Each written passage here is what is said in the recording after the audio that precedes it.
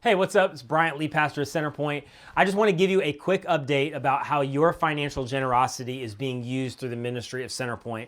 We call these return on investment. I try to do one every other month. It's been a minute, so I'm going to catch you up on July and August. But every time you give, it has a substantial impact on us creating an alternative to church as usual, reaching people that nobody else is reaching, and really fulfilling our mission to tear away every unnecessary barrier for people to find life and freedom in Jesus. And I know you know a lot of people that have encountered barriers that have kept them from Jesus.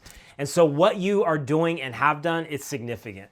This last month, we launched Velocity for middle school and high school back after the summer break. And we've had our largest middle school and high school Wednesday nights ever as a church, which is crazy in the midst of all that's going on around us with the continuing pandemic and all of that. And the stories have been what has been most exciting to me. I have a friend that I go all the way back to like when I was a toddler, literally.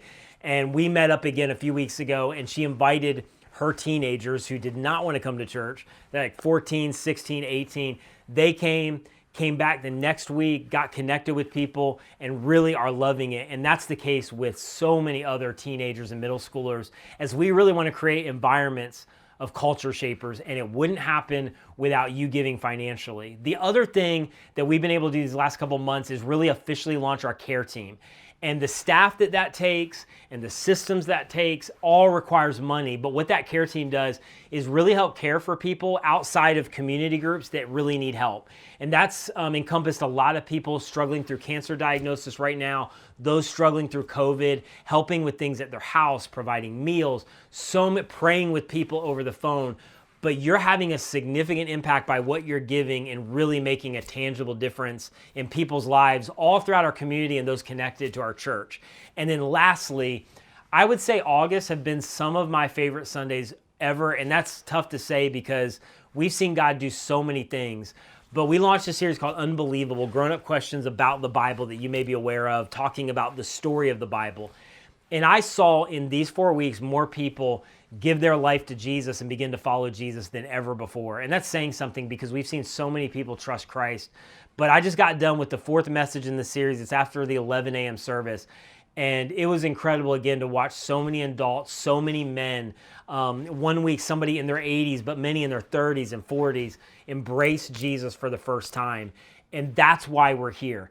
So many of those stories are incredible, from somebody that I know that serves on one of our teams that had been inviting his mom forever. She, it's not an overstatement, hated the church, actually kind of almost derided her son of like, why are you going to another church? Like, haven't they hurt us, hurt our family enough? Which a lot of people unfortunately have that story. And yet she said yes to coming on week 1 of the series, end of the 11 o'clock service, gave her life to Jesus, began to follow Jesus. Like, that's why we do what we do. And then so many other stories of actually a really good friend of mine and neighbor who for a lot of years wanted nothing to do with the church. I talked to his daughter who said, hey, I know you don't know this, but this is the first time in my life that my dad's loved coming to church. He's telling his family and neighbors about it, and that's a massive thing.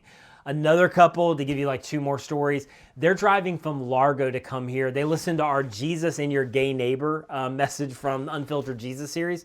I had a conversation with them. They're like, we will literally drive from Largo every week to be a part of a church like this. This is what we've looked for so long.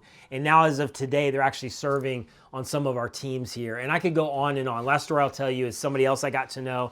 They've been serving for a little while. This guy is like in his early 40s, been away from the church for like 2 decades, addiction, all kinds of things. But I got to meet his mom like 4 weeks ago, who said that she had been praying and believed 20 years ago that one day she would sit in church with her son, and like she had this vision.